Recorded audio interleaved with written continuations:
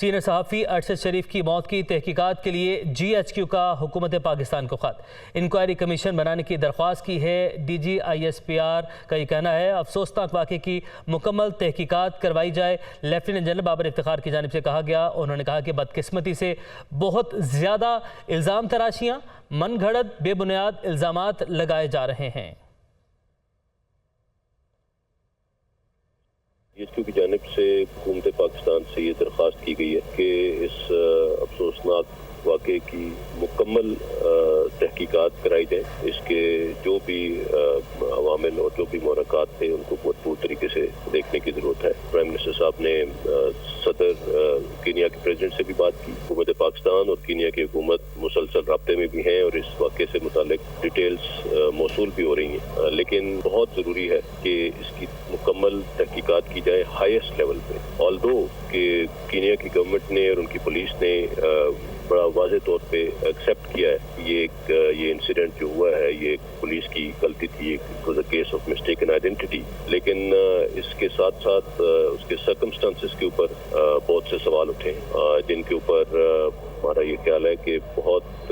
highest level کی inquiry ہونی چاہیے تاکہ تمام چیزوں کو آخر تک منطقی انجام تک اس کو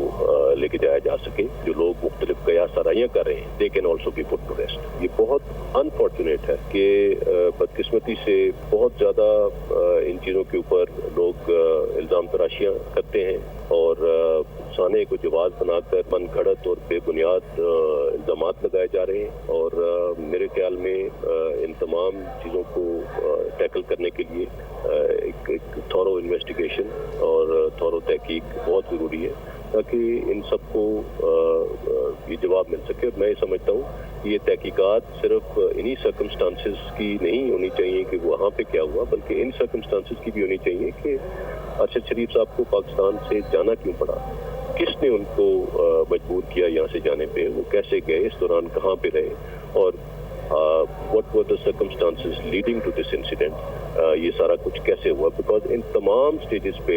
انفارچونیٹلی بار بار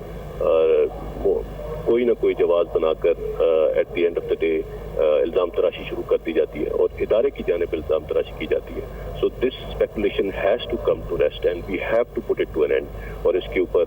اسی وجہ سے ہم نے یہ حکومت پاکستان سے ریکویسٹ کی، اور ہم نے ساتھ یہ بھی ان سے ریکویسٹ کی ہے کہ جو لوگ یہ الزام تراشیاں کر رہے ہیں